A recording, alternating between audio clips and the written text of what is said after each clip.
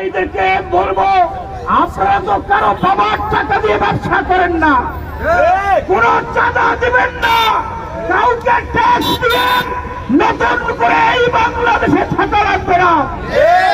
এখানে ব্যবসা করবো নিজের টাকায়, হক এবং হালাল ব্যবসা করবো। আপনারা আপনাদের ব্যবসা কার্যক্রম চালিয়ে যান।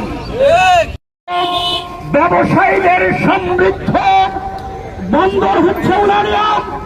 এই বন্দরে নীরব চাঁদাবাজি চলছে। চাঁদাবাজদের উদ্দেশ্যে বলবো, চাঁদাবাজরা আপনারা হুঁশিয়ার হয়ে যান।